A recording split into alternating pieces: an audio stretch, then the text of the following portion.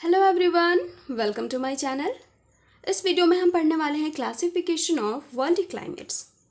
पूरी वर्ल्ड में क्लाइमेट्स का वर्गीकरण। क्लाइमेटोलॉजी का लास्ट चैप्टर है ये, सेमेस्टर नंबर 3। आपको अगर किसी और सेमेस्टर में पढ़ना है तो एक बार सिलेबस मैच कर लेना, देन आप इस वीडियो को प्रेफर कर सकते हो। इस क्लासिफिकेशन को स्टार्ट करें उससे पहले दो इंपॉर्टेंट टर्म्स है, पहला है वेदर, दूसरा है क्लाइमेट्स। दोनों में डिफरेंसेस पहले जान लो। पहले की क्लासेस में आपने पढ़ा है, मुझे पता है, लेकिन हो सकता है आप भूल गए हो। अगर जो भी भूल गए हो तो वो एक बार ध्यान दें कि वेदर क्या होता है और क्लाइमेट्स क्या होता है। क्लाइमेट का जो हिंदी मतलब होता है वो होता है जलवायु।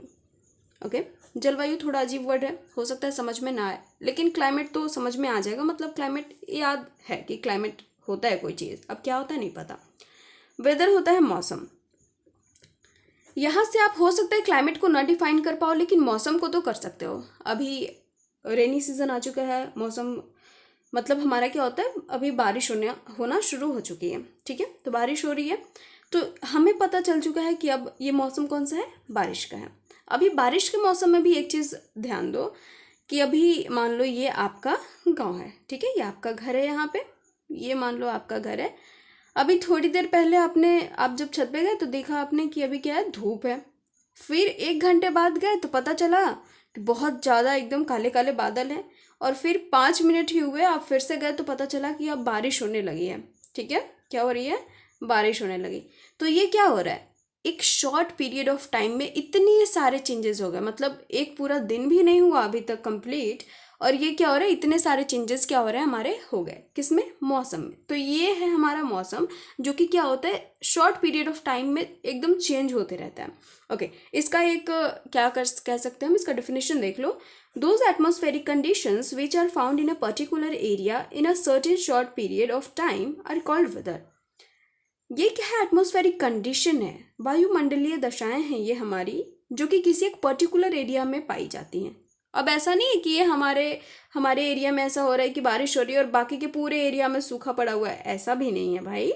किसी एक पर्टिकुलर एरिया की बात हो रही है। मतलब यहाँ पे आपका दूसरा, मतलब समझो आपके फ्रेंड का गाँव है, तो सिर्फ इसी एरिया में भी बारिश हो रही है। हो सकता है कि यहाँ बारिश रात में होनी शुरू हो जाए, मतलब रात में नहीं, या फिर हो सकता है कि 10 मिनट बाद, 15 मिनट बाद, आधे घंटे बाद यहाँ बारिश हो। या फिर कुछ दूर मान लो आपके दोस्त का गांव है तो हो सकता है वहाँ पे और लेट से हो, या फिर वहाँ पे बारिश हो ही ना।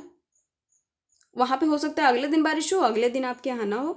तो ये जो चेंजिंग हो रही है ना, वो क्या हो रही है, शॉर्ट पीरियड ऑफ टाइम के लिए हो रही है। कुछ घंटे के लिए हो रही है, कुछ मिनट के लिए हो रही है, 1-2 दिन के लिए हो रही है, ठीक है, 1-2 दिन का अंदर हो रहा है। तो ये शॉर्ट पीरियड ऑफ टाइम में किसी भी एक पर्टिकुलर एरिया में जब कोई चेंजिंग आता है, ठीक है, किसमें, एटमॉस्फेरिक कंडीशन में जब कोई चेंजिंग आता है तो उसको हम कहते हैं वेदर। वेदर हमेशा क्या होता है, बदलते रहता है, ठीक है, कभी धूप कभी छाँव, यही चलता है। In other words, weather is the momentary condition of the atmosphere. दूसरे शब्दों में हम कहें तो वेदर क्या है, मोमेंटरी कंडीशन है एटमॉस्फेयर का।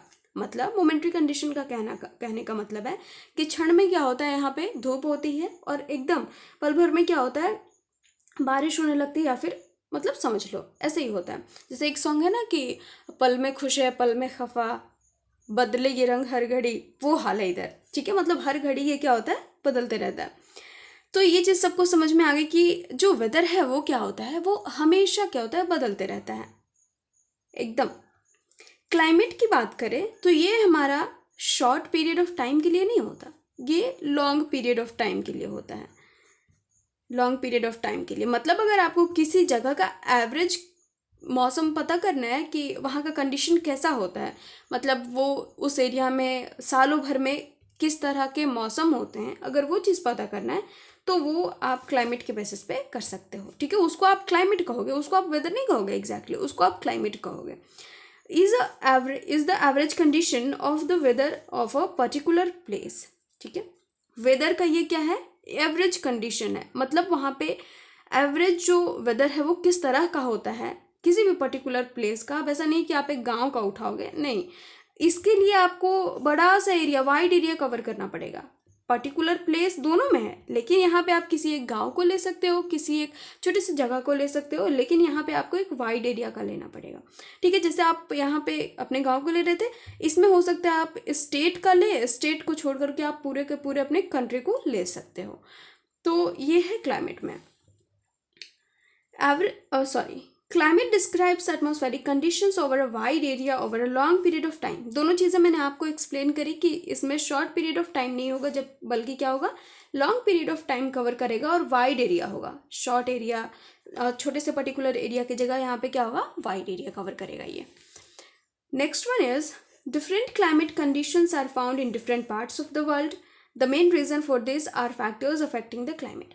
अच्छा, अब हमने पढ़ा वाइड एरिया, तो वाइड एरिया में हमारे देश आ सकते हैं। कॉन्टिनेंट्स के बेसिस पे हम डिवाइड कर सकते हैं कि हाँ, एशिया कॉन्टिनेंट का इस तरह का क्लाइमेट है या फिर इंडिया का इस तरह का क्लाइमेट है, इस तरह से हम बता सकते हैं। ऐसा ही तो होता है।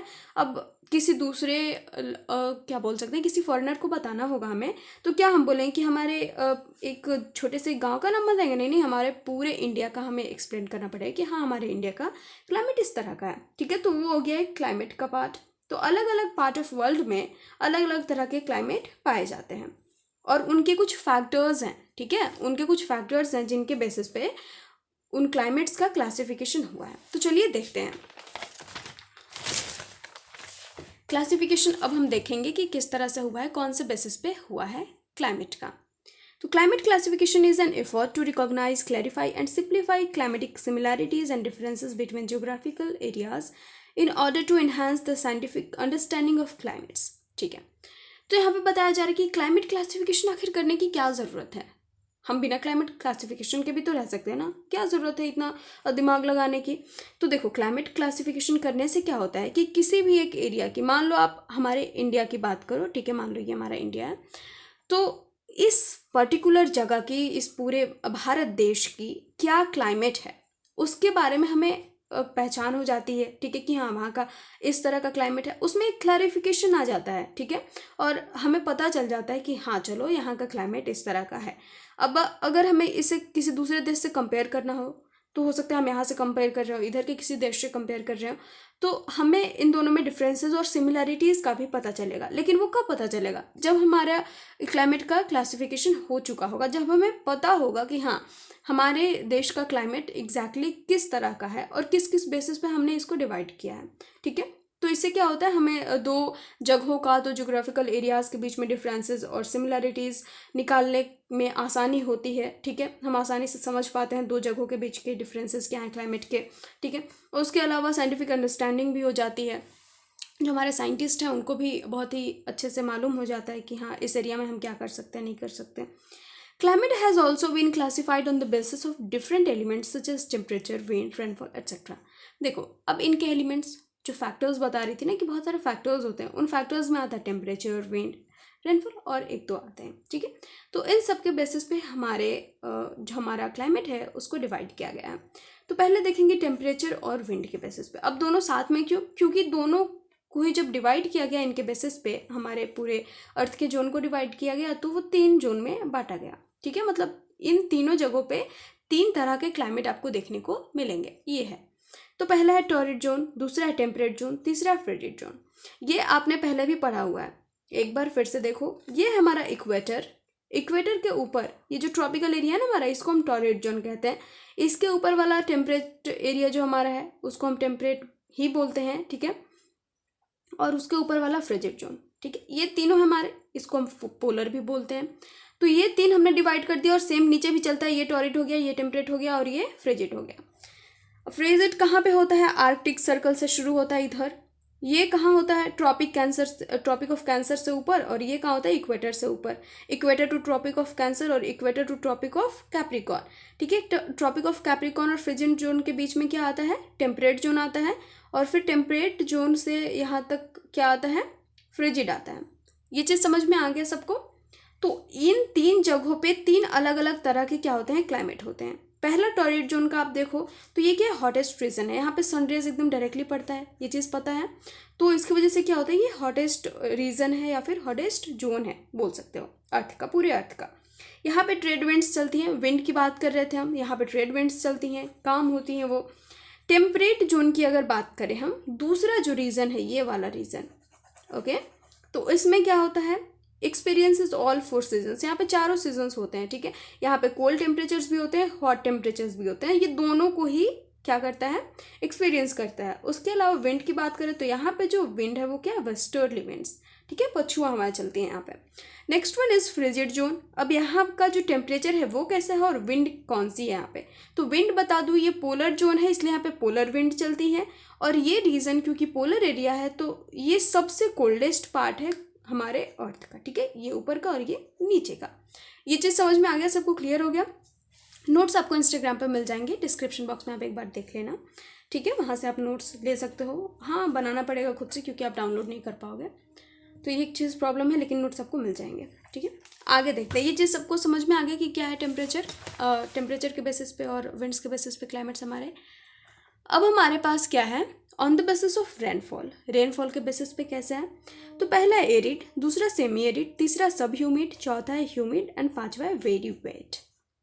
एरिड क्या हुआ, पूरा सूखा सूखा। Scanty of rainfall, scanty of rainfall कहने का क्या मतलब हुआ, यहाँ पे स्कैंटी रेनफॉल है, मतलब कि यहाँ पे जो हवाएं हैं वो बहुत ही, हवाएं नहीं सॉरी, बारिश जो है वो बहुत ही कम होती है।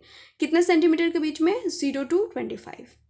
सेमी एरिड, यहाँ पे हल्की हल्की बारिश हो जाया करती है 25 से 50 सेंटीमीटर के बीच में। सब ह्यूमिड, मॉडरेट यहाँ पे रेनफॉल होता है 50 to 100 सेंटीमीटर।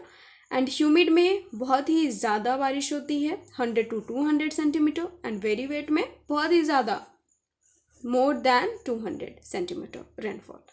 तो रेनफॉल के बेसिस पे हमने देखा कि कहाँ पे ज़्यादा बारिश होती है, कहाँ पे कम होती है, कहाँ पे उससे भी कम होती है, कहाँ पे ज़्यादा होती है, कहाँ पे बहुत ज़्यादा, और कहाँ पे मॉडरेट होती है, ठीक है, ना ज़्यादा ना कम।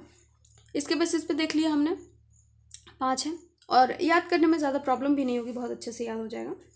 उसके अलावा on the basis of distance from sea, marine climate, continental climate and mountain climate. ये डिस्टेंस फ्रॉम सी के बेसिस पे है। मरीन क्लाइमेट जो पार्ट समुद्र से घिरा हुआ है उसकी बात हो रही है, ठीक है, यहाँ पे समुद्री जलवायु होगा, found in parts surrounded by ocean.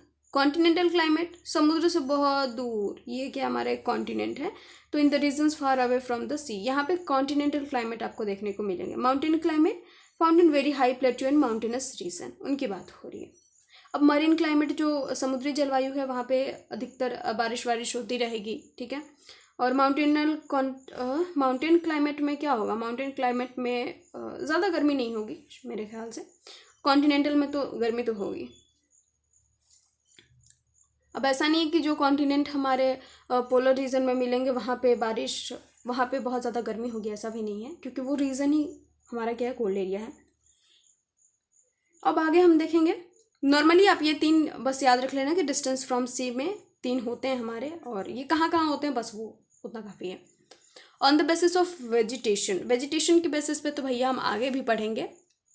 Many scholars have presented climate classification keeping in mind the relationship between climate and vegetation. बहुत सारे स्कॉलर्स ने इसको प्रेजेंट किया है, क्लासिफिकेशन किया है क्लाइमेट का on the basis of vegetation, ठीक है, क्लाइमेट और वेजिटेशन का दोनों का रिलेशनशिप ध्यान में रखते हुए, क्योंकि देखो क्लाइमेट अगर किसी एरिया का हमें पता है तो उसके हिसाब से वहाँ पे क्या होगा, वेजिटेशन होगा। वेजिटेशन प्रॉपरली किस पे डिपेंड करता है, क्लाइमेट पे डिपेंड करता है, ठीक है। तो इसके बेसिस पे क्या हुआ है, बहुत सारे स्कॉलर्स ने डिफाइन किया हुआ है, क्लासीफाई किया हुआ है क्लाइमेट को। गेन कॉन्सिडरेबल एक्सेप्टेंस, और तो और इन सबको छोड़ दो, लेकिन वेजिटेशन के बेसिस पे काफ़ी ज़्यादा इसको मान्यता भी मिली है, इस क्लासिफिकेशन को काफ़ी मान्यता भी मिली है। तो इन्हीं के एक हमारे हैं कॉपिन, जिसके बारे में हम पढ़ेंगे, मतलब कॉपिन एक स्कॉलर का नाम है जिन्होंने क्लासीफाई किया है किसको, हमारे क्लाइमेट को, पूरे वर्ल्ड के क्लाइमेट को। तो वो हम नेक्स्ट वीडियो में कवर करेंगे, ठीक है। So thank you so much. अगर अच्छी लगी हो वीडियो तो please don't forget to like, comment, share and subscribe. और एक बार फिर बता रही हूँ कि आप इंस्टाग्राम पर जा करके वहाँ से नोट्स ले सकते हो, ठीक है। Thank you so much.